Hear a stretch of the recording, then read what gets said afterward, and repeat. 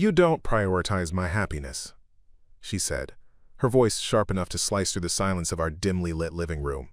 I looked at her across the small table, where 2 untouched cups of coffee sat cooling, steam no longer rising. For years I had scrambled, bent, and reshaped myself to keep her world intact, but in that moment, something inside me snapped loose. "You're right," I replied calmly, almost surprising myself with the steady tone of my voice. "I prioritize mine now." It was the first time I had ever spoken words that didn't tremble in fear of her reaction, and I knew that from this moment forward, everything in my life was about to change. Before we jump back in, tell us where you're tuning in from, and if this story touches you, make sure you're subscribed, because tomorrow I've saved something extra special for you. But let me take you back, because stories like this don't begin at the breaking point. They begin long before, when things seemed perfect, when love felt like warmth after the cold, and when promises tasted sweet on the tongue. My name is Adrian, and if you had met me 5 years ago, you would have seen a man who believed he had finally discovered the missing piece of his life. At 28, I had built a modest but stable career as a graphic designer in a mid-sized city called Greenhollow, a place with just enough charm to feel personal and just enough anonymity to let you disappear if you wanted. I was never the loudest in a crowd, never the kind of person who demanded attention, but I was steady, loyal, and devoted to the people I loved. And when I met Clara, I thought I had stumbled onto the kind of love songs are written about. Clara entered my life like sunlight cutting through clouds. She was magnetic, someone who seemed to hold the attention of everyone around her without even trying. The first time I saw her was at a friend's weekend barbecue. She laughed in a way that made heads turn, her eyes catching the light like glass marbles, reflecting and refracting everything around her. I remember thinking she seemed untouchable, like someone far beyond my reach. Yet somehow, when our paths crossed that evening, she noticed me. She smiled, asked me questions, and actually listened to my answers. In that moment, I didn't feel invisible. I felt seen in a way I hadn't in years. Those early days felt like magic. We spent late nights wandering the streets of Greenhollow, sharing stories about childhood hopes and fears, as if every detail mattered. She loved the little things I did, my habit of sketching people we saw at cafes, the way I made her laugh with terrible puns, and my tendency to cook simple meals as though they were feasts. I fell in love quickly, maybe too quickly, but I told myself it was right, that sometimes life gave you rare chances and you had to seize them. To me, Clara wasn't just a person. She was an answer to a prayer I had whispered into my pillow for years. Looking back now, I realize I had already started to compromise myself even then. Clara was used to a certain kind of attention, a certain kind of lifestyle, and though she never demanded it outright, I picked up on the cues. If she liked expensive restaurants, I'd stretch my budget. If she preferred parties over quiet nights, I'd push aside my natural introversion. If she hinted that my style wasn't sharp enough, I'd update my wardrobe to match her taste. At the time, I didn't call it losing myself. I called it love. I believed that love meant bending until you fit into the spaces the other person wanted you to occupy. It wasn't that Clara was cruel, not at first. She had a charm that drew you in, a way of making you feel like the world could be brighter if you just held her hand. She would tell me I was different from anyone she had ever met, that I had a kindness she hadn't known before, and those words wrapped themselves around me like a warm blanket. But slowly, almost imperceptibly, the blanket began to suffocate. Her compliments turned into comparisons. Her gentle requests grew into expectations. And the more I gave, the less I seemed to matter. The night she said those words, "You don't prioritize my happiness," wasn't the first time she had voiced dissatisfaction. But it was the first time I had an answer ready. I had already spent years twisting myself into knots to meet her happiness quota, yet the meter always read empty. I knew in my bones that nothing I did would ever be enough because it wasn't about my effort. It was about her need for control, her hunger to be at the center of every decision. That evening, as the coffee cooled and her gaze burned into me with disappointment, I realized this wasn't about love anymore, it was about survival, mine. Before we reach that turning point fully, though, you need to understand how it all unfolded, how someone like me, who thought he knew what love was supposed to look like, got pulled into a world where his happiness didn't matter. Because stories like these aren't just about one broken relationship. They're about the silent sacrifices people make every day, hoping to keep peace, hoping to be enough, until one day they wake up and realize they've disappeared into someone else's shadow. And so, when I said I prioritize mine now, it wasn't just a response to her accusation, it was a declaration, one I had been too afraid to speak for years. But it took countless moments, subtle red flags, and painful realizations to get there. That's where our story begins. To understand why those words eventually came out of my mouth, you have to know the person I was before Clara, the kind of man who thought patience and compromise could mend anything. I grew up in a quiet suburb just outside Greenhollow, the youngest of 3 brothers in a household that valued routine and hard work above all else. My father, an auto mechanic, rarely raised his voice, but his silence carried weight. My mother, a schoolteacher, believed in discipline but never forgot compassion. From them, I inherited a deep sense of responsibility. The idea that when you commit to something or someone, you see it through no matter how difficult it gets. Loyalty wasn't just a trait, it was a principle I lived by. And so, when I entered adulthood, I carried those lessons with me into my relationships. By the time I met Clara, I had already been through a few failed romances, but none that left me bitter. I always chalked them up to timing, differences in life paths, or simply not being the right fit. I never once questioned my worth in those endings. If anything, I prided myself on being the kind of partner who showed up consistently, who didn't play games, who believed that love wasn't about fireworks every day but about steady flames that never went out. My friends would sometimes tease me, calling me the marriage type, even when I was only 22. At the time, I laughed it off, but secretly, I wanted that to be true. I wanted to be someone's safe harbor. My life in Greenhollow was simple. I rented a modest apartment in an old brick building with creaky floors and a balcony that overlooked the bustling street below. I worked at a small design firm, where the projects weren't glamorous but fulfilling enough. Local businesses, nonprofits, people trying to make their mark in the city. I spent my evenings sketching, reading, or cooking for myself. And on weekends, I'd meet up with my friends for late-night card games or basketball at the local park. It wasn't an extraordinary life, but it was mine, and I was content with it. Then Clara entered, and suddenly, everything I had felt steady about seemed small. She brought with her a whirlwind of energy and a kind of charisma that turned heads wherever she went. She lived in a loft across town, filled with abstract art and travel souvenirs from trips I could only dream of affording. She worked in marketing for a high-profile company, and every time she described her job, it sounded like she was living in a movie, filled with champagne networking events and glamorous launches. To me, it was dazzling. I felt both out of my depth and pulled irresistibly into her world. From the beginning, I thought of her as the kind of person who deserved more than I could offer, so I made it my mission to rise to her level. If she liked expensive wine, I learned the difference between a Merlot and a Cabernet. If she mentioned she admired confidence, I tried to stand a little taller, speak a little bolder, even when my natural instinct was to shrink back.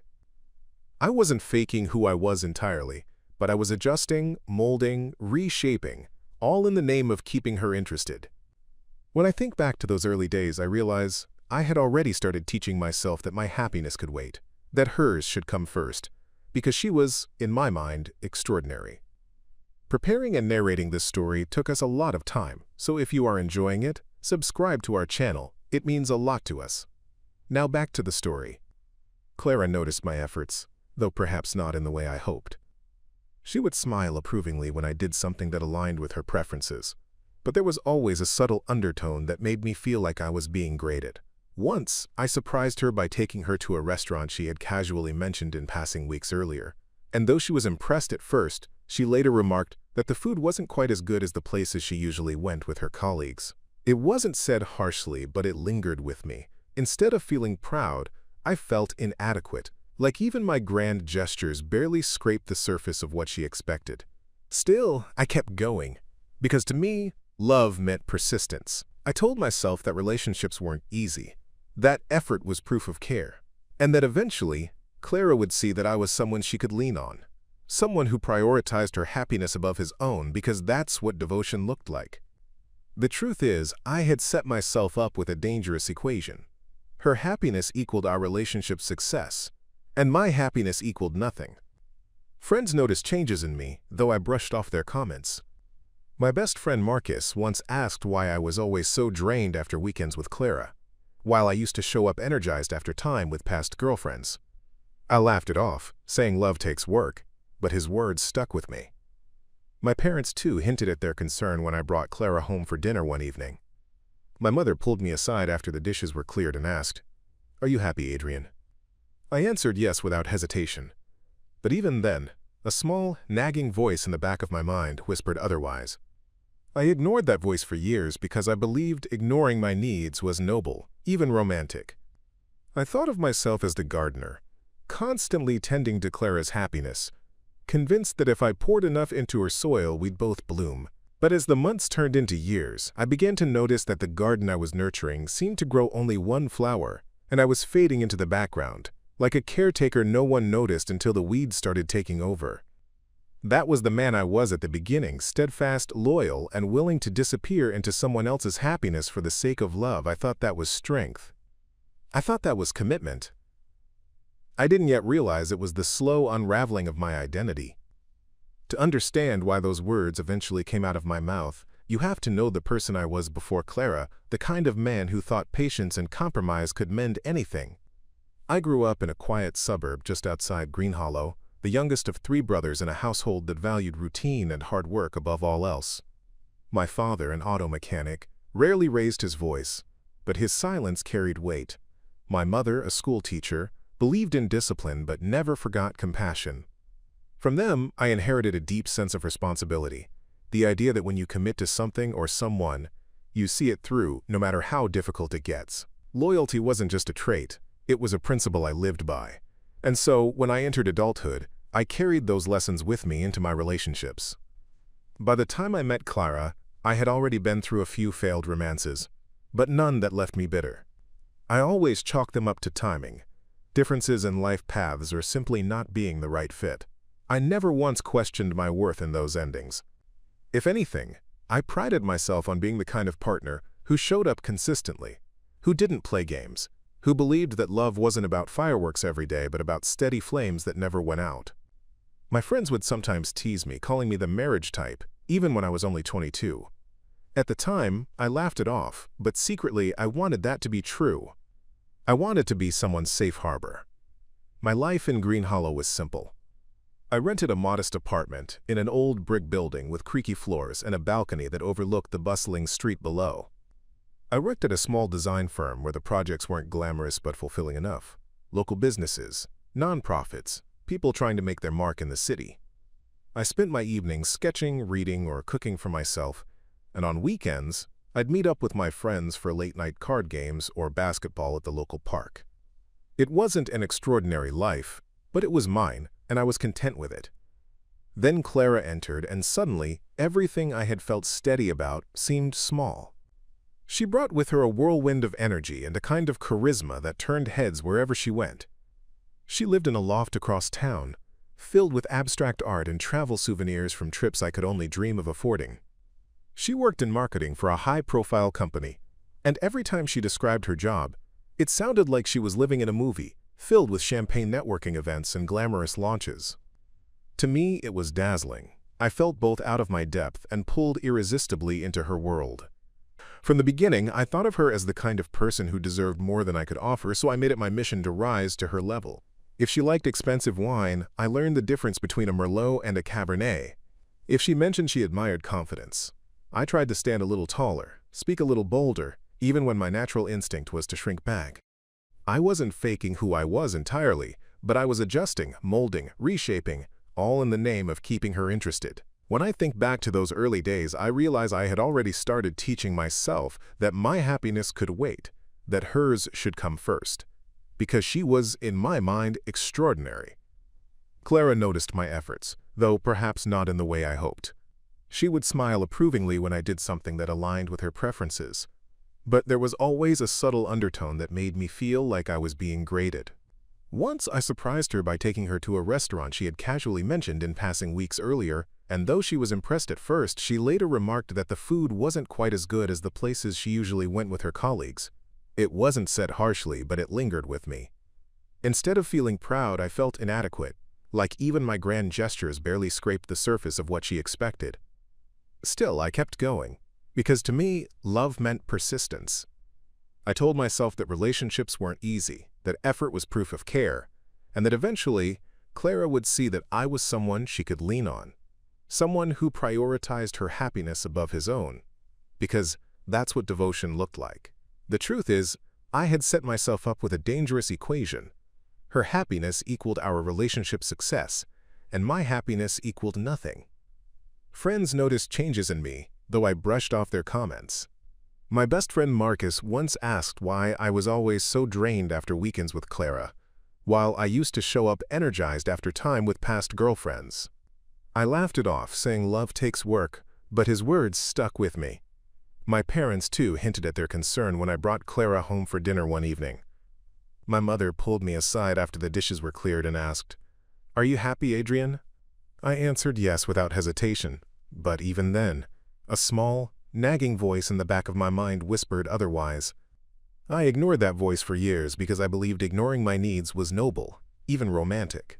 I thought of myself as the gardener constantly tending to Clara's happiness, convinced that if I poured enough into her soil, we'd both bloom. But as the months turned into years, I began to notice that the garden I was nurturing seemed to grow only one flower, and I was fading into the background, like a caretaker no one noticed until the weeds started taking over.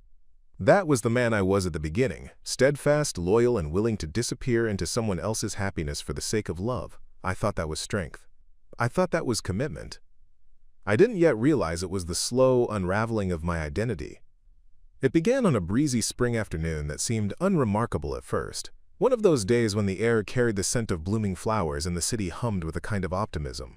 My friend Daniel had invited me to a weekend barbecue at his cousin's place, a simple gathering in a backyard strung with fairy lights and filled with the sound of laughter. I almost didn't go, content to spend the day sketching at home, but something nudged me out the door. That decision would change everything.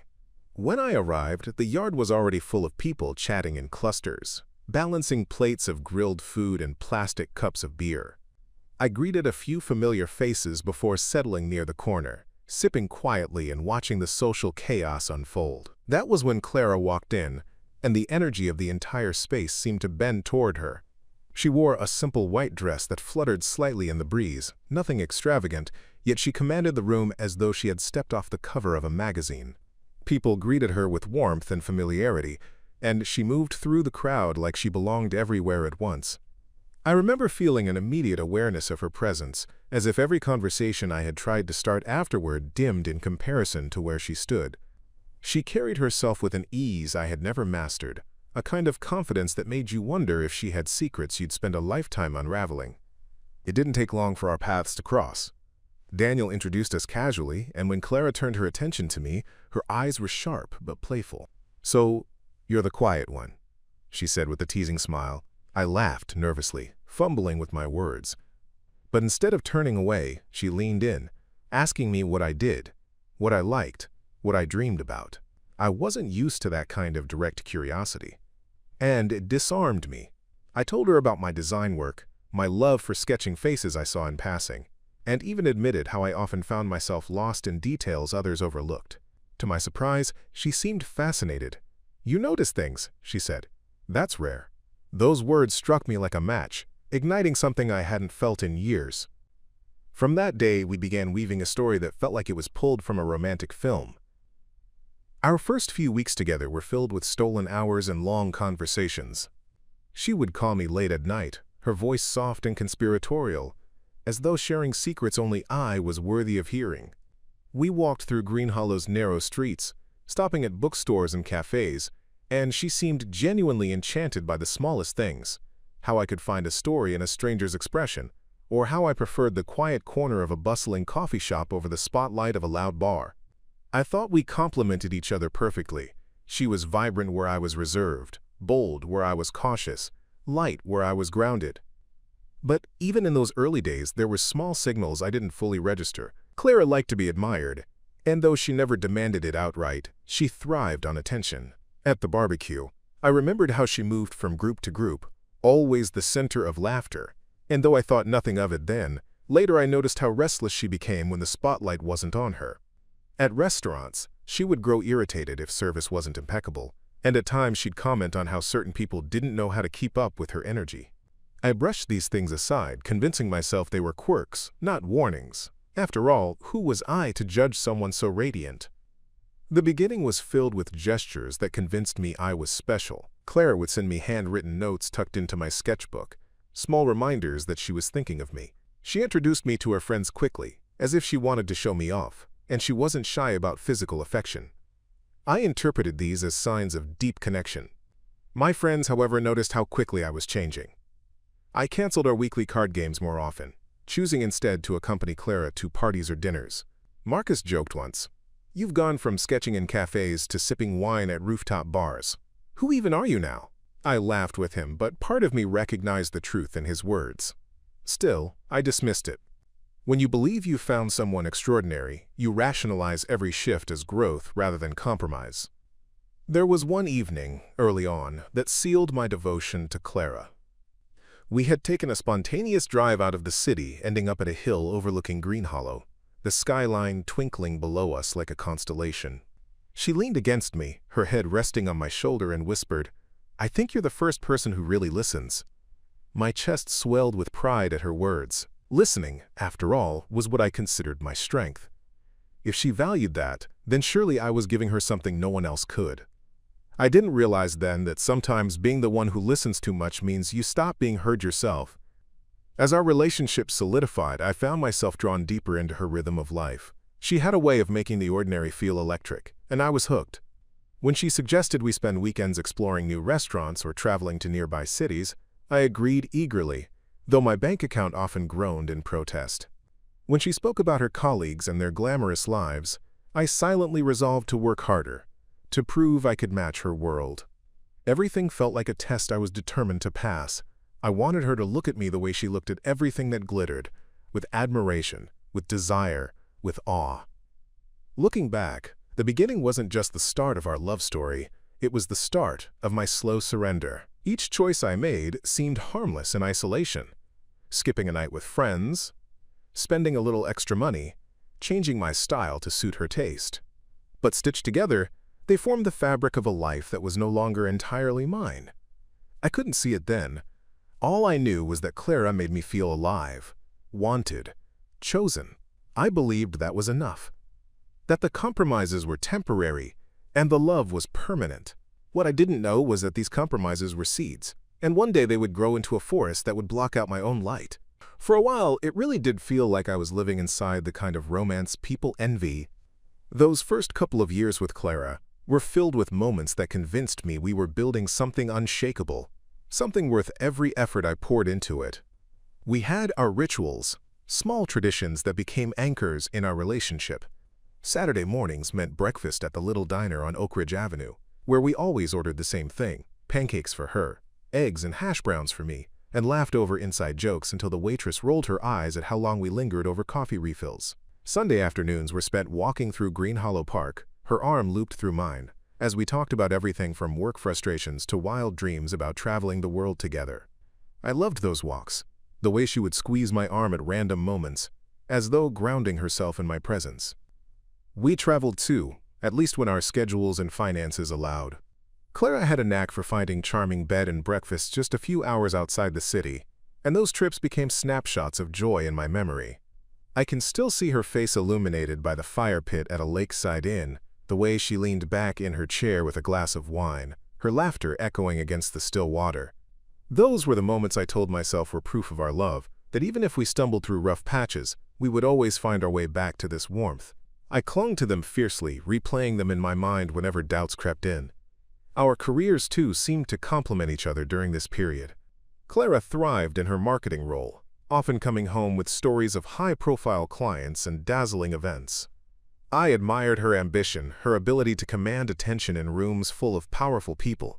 She, in turn, would listen to me talk about my design projects, flipping through my sketches and offering enthusiastic, if sometimes surface-level praise. "You're so talented," she'd say, and even if I sensed her mind was elsewhere, I absorbed those words like sunlight. I wanted to believe she truly valued the things I created, even if they didn't sparkle the way her world did. What made those good times feel so intoxicating was how Clara could be incredibly tender when she wanted to be. There were nights when she would curl against me on the couch, her head resting on my chest as we watched movies. She would trace lazy circles on my arm, whispering things like, "I can't imagine life without you." In those moments, I felt chosen, special, like I had a place in her heart no one else could fill. She had a way of making me feel like her confidant, her anchor, her safe space when the outside world became too demanding. Those words, those touches, were the threads I wove into a tapestry of certainty. The holidays were especially bright in those early years. One Christmas, Clara surprised me with a watch I had once admired in a store window but never mentioned again, thinking it was too extravagant. When I unwrapped it, I was stunned, not just by the gift itself, but by the fact that she had remembered such a small moment. "You deserve nice things," she said, smiling as she fastened it around my wrist. That night, surrounded by twinkling lights and the smell of pine, I thought, this is it. This is the woman I'll spend my life with. Even my family seemed cautiously optimistic during that time. My parents saw how often Clara and I were together, and while my mother still asked quietly if I was happy, there were dinners when Clara charmed them with stories and laughter. My brothers teased me relentlessly, calling her out of your league, but I took pride in that. To me, being with someone like Clara was proof that I had done something right, that maybe I was more extraordinary than I gave myself credit for. The truth is, those good times weren't perfect, but they were powerful enough to eclipse the imperfections. Clara could be demanding, yes, but she could also be incredibly generous. She had a way of sweeping me into her world, making me feel like part of something bigger and brighter than the quiet life I had built for myself. When we were in sync, it was euphoric. I remember one night in particular when we attended a friend's wedding together. She wore a deep blue dress that turned heads all evening, and when we danced under strings of lights, she looked at me with an expression so soft, so unguarded, that I felt like I was the only man in the universe. In that moment, everything else faded, and I thought, this is worth everything.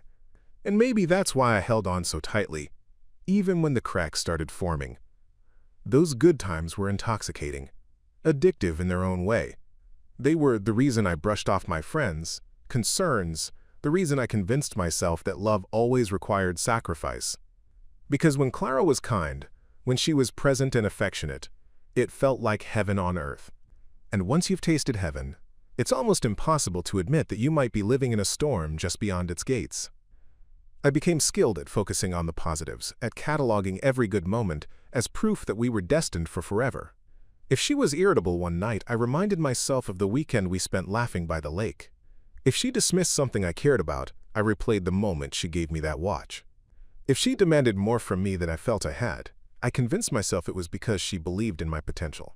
I turned every flaw into fuel for hope. That was the power Clara had over me, and I handed it to her willingly. The good times were real, and I won't deny that. They were genuine enough to make me believe in us, with every fiber of my being.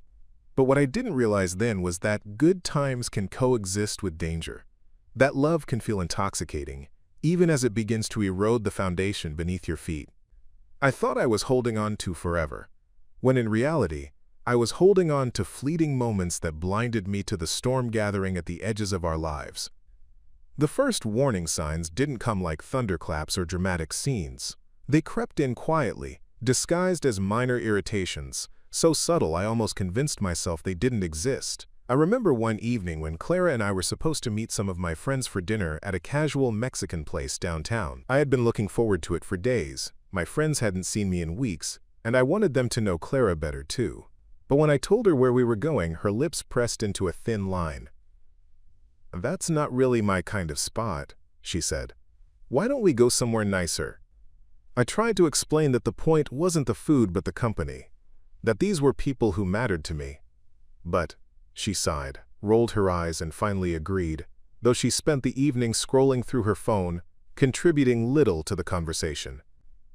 My friends noticed, of course. Afterward, Marcus pulled me aside and said, "She doesn't seem interested in being part of your world." I brushed it off, insisting she was just tired. But deep down, his words struck something raw. Another time, she came to my apartment and looked around with a critical eye, as if she were inspecting a hotel room that didn't meet her standards. "You should really think about moving," she remarked, running her fingers across the old wooden shelf I had built with my father years ago. This place is fine, but don't you want something more sophisticated? I laughed it off, telling her I liked my apartment, but her words planted seeds of doubt. Suddenly, the place that had always felt like home seemed inadequate, shabby even. I caught myself scrolling through real estate listings late at night, imagining apartments that would impress her, even though mine had been perfectly fine before she said anything. The first real argument came when I couldn't make it to one of her work events. I had a deadline for a big design project, and my boss had made it clear we couldn't afford delays. When I told Clara I couldn't attend, her voice went cold. "So your little drawings are more important than supporting me?" she asked. I tried to explain that it wasn't about importance but responsibility. That I wanted to be there but couldn't. She didn't accept it. For days afterward, she kept making offhand comments about how partners are supposed to show up for each other, how she would never put work before me. I felt guilty, ashamed, even though I knew I hadn't done anything wrong. That was the thing about Clara. She could make me doubt myself with just a few well-placed words. The warning signs also showed up in smaller, quieter ways. She started making little jokes at my expense in front of others. At a dinner party, when someone asked about my job, she chuckled and said, "Adrian just doodles for a living, but he calls it design." Everyone laughed, including me, though my cheeks burned. Later, when I told her that her comment stung, she brushed it off. "Oh, come on, you're too sensitive. It was just a joke." That became a refrain I would hear again and again.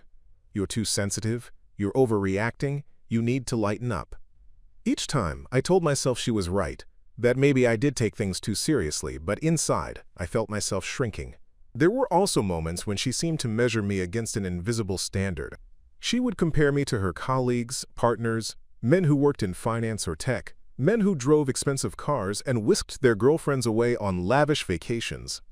She never outright said I wasn't enough, but her stories were laced with a kind of wistful admiration that made me feel like I was being stacked up and found lacking.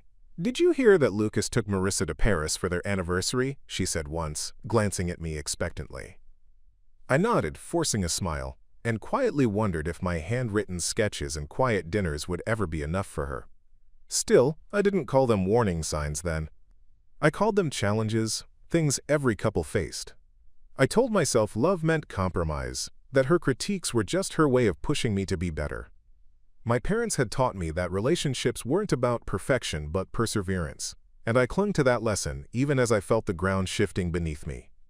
When my mother asked again if I was truly happy, I said yes automatically, even though my chest tightened as the word left my mouth.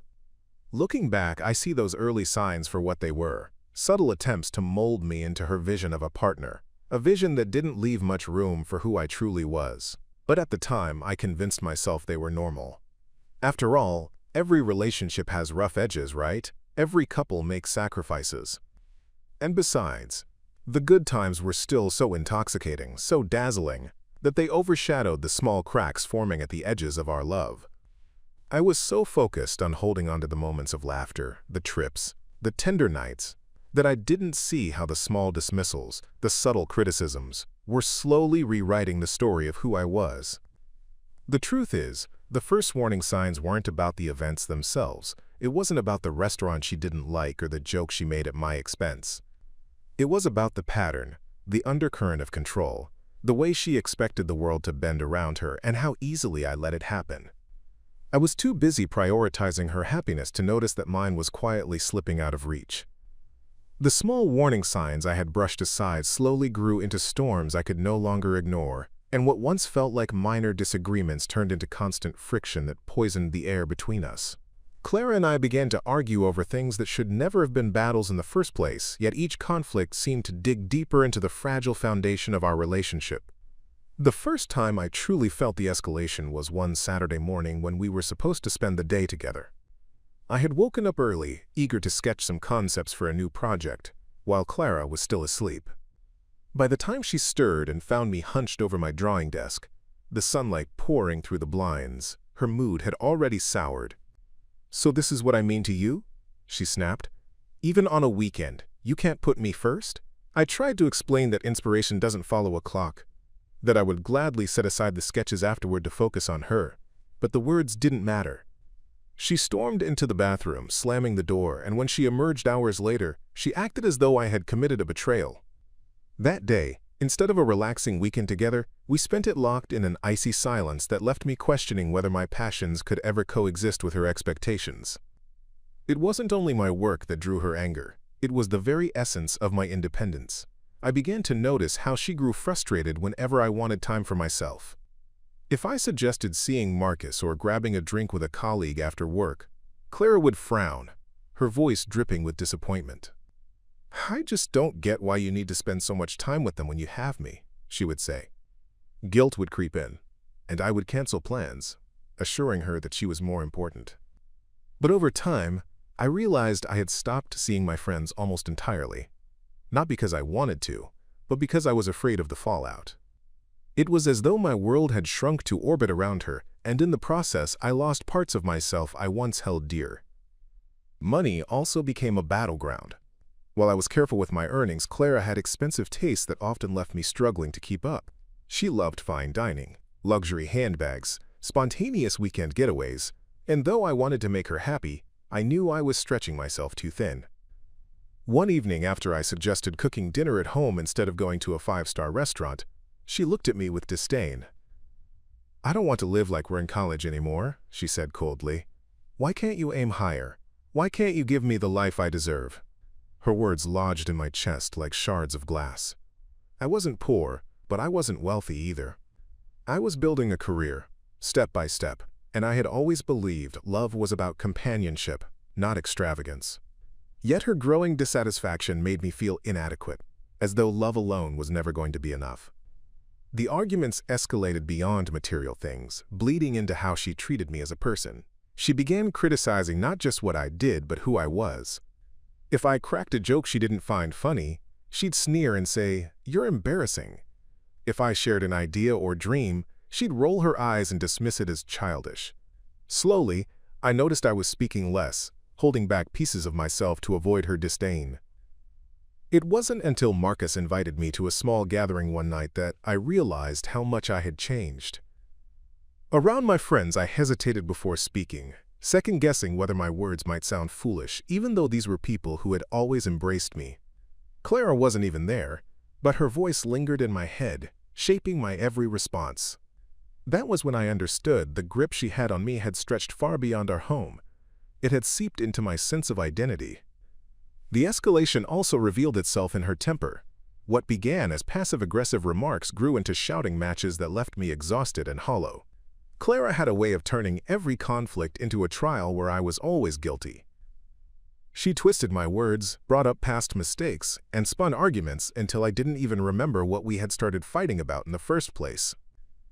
Once, after an especially heated fight about me forgetting to text her while working late, she packed a small bag and walked out, saying she needed space. I sat there staring at the door, wondering if she would ever come back, and when she did, hours later, she acted as though I should be grateful she had chosen to return. That cycle repeated itself more than once, each time leaving me more fragile than before. What haunted me most was how her version of love seemed conditional, measured against my ability to meet her demands and suppress my own needs. I began waking up with a knot in my stomach, unsure what kind of day it would be. Whether Clara would be affectionate or critical, whether I would be praised or punished. The unpredictability kept me on edge, and I found myself constantly working to avoid conflict, a dance of appeasement that drained me of joy. And yet, even as the problems mounted, I clung to the memory of the woman I first fell for, hoping she would resurface, convincing myself that if I just tried harder, we could get back to that place. But deep inside, I began to sense that something irreversible was happening.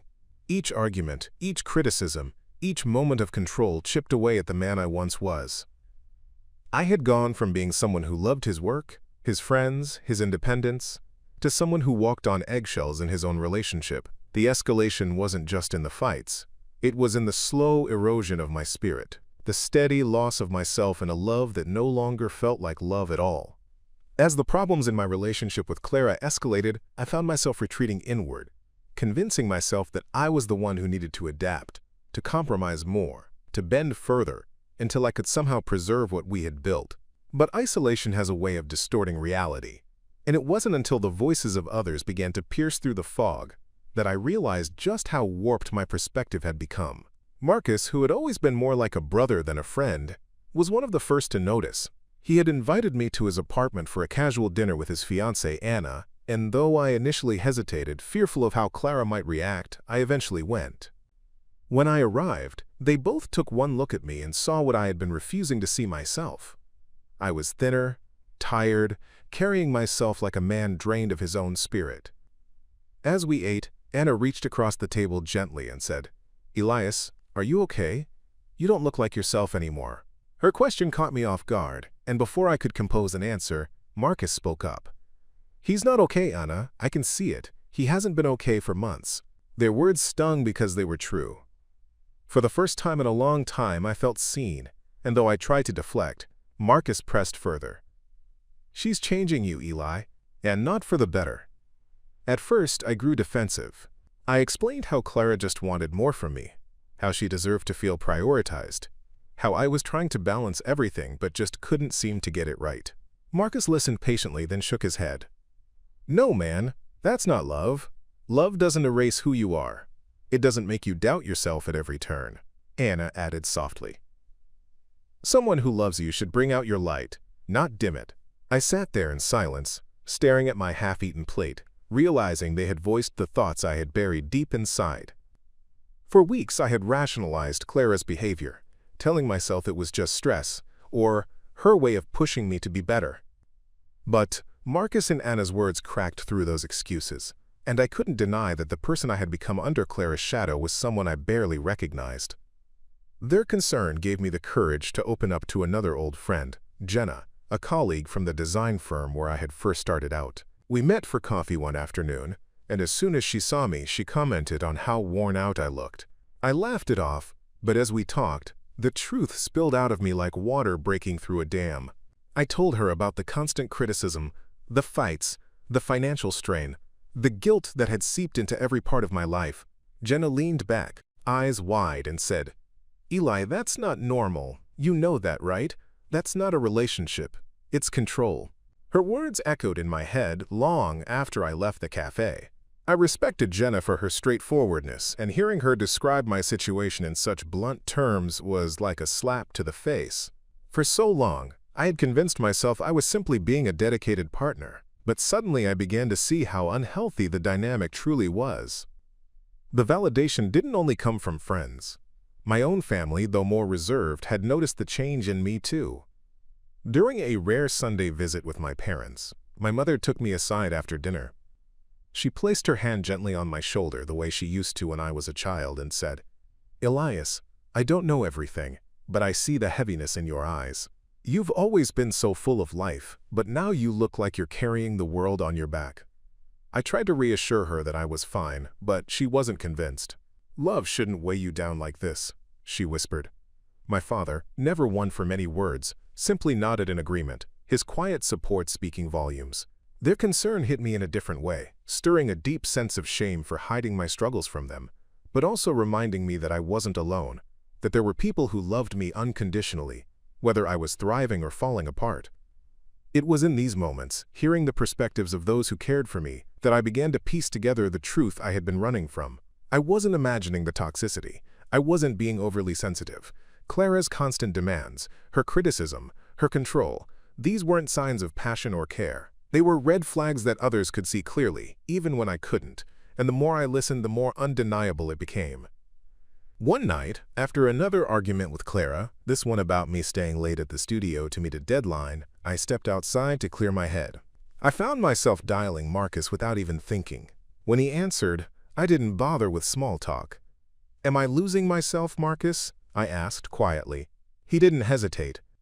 "You already have, Eli, and the longer you stay, the more of you shall take." His bluntness cut deep, but it also snapped something inside me. For months, I had been gaslighting myself into believing that I was the problem, that if I just worked harder, things would improve. But hearing Marcus say aloud what I had secretly feared, that I was disappearing, shook me awake. The external validation didn't just highlight Clara's faults, it illuminated my worth. It reminded me that I had once been someone vibrant, creative, full of dreams and laughter, and that version of me was still worth fighting for. My friends and family weren't telling me to hate Clara or even to blame her. They were urging me to see reality clearly, to stop sacrificing myself in the name of a relationship that no longer nurtured me. Their support gave me permission to acknowledge the pain I had been minimizing, and for the first time, I felt a flicker of strength return. That flicker didn't transform into action immediately, but it planted a seed of clarity.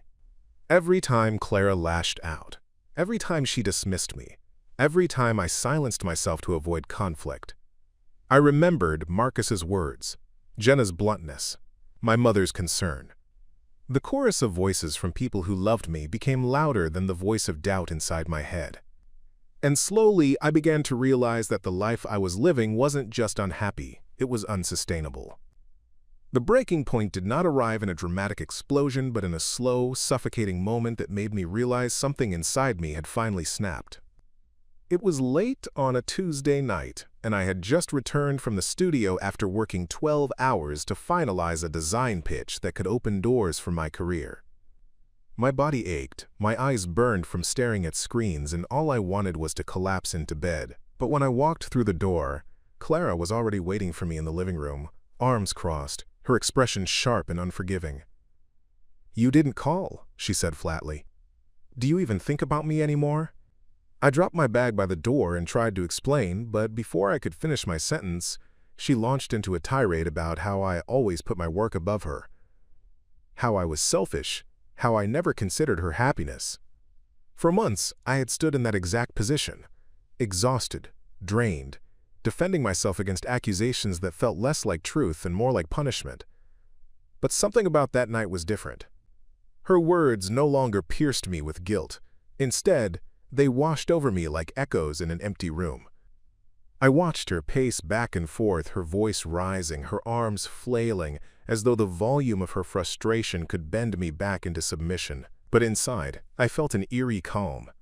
It was as though I was outside my own body, observing the scene like a stranger, and I realized with startling clarity that I was done. Not just tired, not just hurt. Done. A part of me, the part that had been clinging to hope that things might change, had dissolved completely. I saw Clara for who she had become, or perhaps who she had always been, and I saw myself as a man who had given and given until there was nothing left. The moment of realization grew sharper when she said, "You don't prioritize my happiness." The words were meant to wound, to guilt me into yet another apology, but instead they struck me differently. For months I had been bending my world around hers, sacrificing my time, my friendships, my passions, my peace, all in the name of keeping her satisfied. Yet here she was, telling me I had failed, and in that instant, I finally believed her. I didn't prioritize her happiness, but it wasn't because I didn't try. It was because, no matter how much I gave, it would never be enough. That truth cracked open something in me that I had been refusing to see. I couldn't fix this because I wasn't the problem. After she had finished her rant, she stood there, waiting for me to apologize, to crumble like I usually did. But instead, I took a deep breath and said quietly, "You're right." Her face shifted in confusion, her anger pausing midair. "What do you mean?" she asked. I met her eyes for the first time that night and replied, "You're right. I don't prioritize your happiness. I prioritize mine now." The silence that followed was deafening. Clara blinked, as though trying to process words she had never expected to hear from me. For the first time in years, I felt a sense of control return to my chest, a steadiness that came not from fighting but from finally accepting the truth. That was rock bottom, not the shouting, not the tears, not the endless cycle of guilt and appeasement, but the realization that I had lost myself and could no longer continue down that path. I walked into the bedroom, closed the door, and sat on the edge of the bed, staring at my hands. They trembled, not from fear, but from release. All the tension I had been holding onto for months was unraveling, leaving me empty but strangely free. I didn't know what the next steps would look like, but I knew with certainty that the life I had been living with Clara was no longer sustainable. The days that followed cemented my clarity. Clara alternated between rage and pleading, at times accusing me of abandoning her, at times promising she would change. But each outburst, each desperate attempt to reel me back, only confirmed what I already knew. I wasn't dealing with a temporary rough patch. I was entangled in a cycle of control and dissatisfaction that would never end. I began sleeping on the couch, avoiding conversations, creating distance between us that had once felt impossible. And in that distance, I rediscovered fragments of myself. The music I hadn't played in years, the sketches I had abandoned, the peace of sitting quietly without fear of criticism. My rock bottom wasn't about losing Clara, it was about realizing I had lost myself. And in that realization, I found the strength to choose differently. I stopped asking whether she would ever be happy with me, and started asking whether I could ever be happy with her. The answer was a resounding no, and once I accepted that, the fog lifted. The final straw came when she followed me into the kitchen one evening and tried to corner me into a reconciliation. "We can fix this, Elias," she said, her eyes wide with desperation. "You just need to try harder." I put down the glass I was holding, turned to her, and said with a calmness that surprised even me, "No, Clara, I don't need to try harder, I need to let go." The look on her face, shock, anger, disbelief, was almost unbearable, but I didn't flinch. That was the moment I knew I had crossed the threshold, that there was no turning back. Rock bottom for me wasn't about despair, it was about clarity. It was the point where hope stopped being a lifeline and became a chain, holding me to something that was destroying me. And with that clarity came a determination I hadn't felt in years. I would no longer be the man who sacrificed everything just to be told he wasn't enough. I would no longer wake up with dread in my chest, walking on eggshells in my own home. I was ready to prioritize my happiness, not out of selfishness but out of survival. The decision to walk away didn't come with fireworks or dramatic gestures. It came in the quiet certainty of a morning when I woke up on the couch and realized I no longer owed Clara an explanation for who I was or what I wanted. I gathered my things with a steadiness that felt foreign but empowering, folding clothes into a suitcase while Clara still slept in the bedroom. When she woke and saw what I was doing, her voice broke into panic. "Elias, wait. We can fix this. I'll change, I promise. Just give me one more chance." But I shook my head, not with anger, but with calm resignation. "It's not about chances anymore," I told her. "It's about me finally choosing myself." Leaving wasn't easy. As I stepped out of the apartment, suitcase in hand, my heart pounded with both fear and relief. I had spent years investing in a relationship that had chipped away at me, and now I was stepping into the unknown. But in that moment, the weight that lifted off my shoulders was undeniable. I moved into a small loft near the design studio. Nothing fancy, but it felt like freedom. I could breathe again without the constant criticism, the guilt, the unending need to prove my worth. The silence of the space was not loneliness, it was peace. In the weeks that followed, I began to rebuild. I reconnected with Marcus and Anna, who welcomed me back with open arms. I played guitar again, sketching late into the night, not out of obligation, but out of joy. I even laughed more, the sound surprising me at first as though it belonged to someone else. And slowly, I realized that happiness wasn't something Clara could have ever given or withheld. It was something I had to choose for myself. Looking back now, I see the truth clearly. Love should never demand the sacrifice of your identity. It should never make you feel smaller, so that someone else can feel larger. The greatest lesson I learned from Clara was this: you cannot pour yourself out endlessly into someone who sees you as insufficient. Happiness cannot be built on the foundation of someone else's approval. It must come from within, and it must be protected fiercely. So when I hear her words echo in my mind, "You don't prioritize my happiness," I smile with quiet strength, because she was right. I don't. I prioritize mine. And in doing so, I've found the kind of peace, freedom, and growth that I thought I had lost forever. My story is not just about walking away from Clara. It's about walking back to myself. And that, more than anything, is a decision I will never regret. Up next, you've got 2 more standout stories right on your screen. If this one hit the mark, you won't want to pass these up. Just click and check them out. And don't forget to subscribe and turn on the notification bell so you don't miss any upload from us.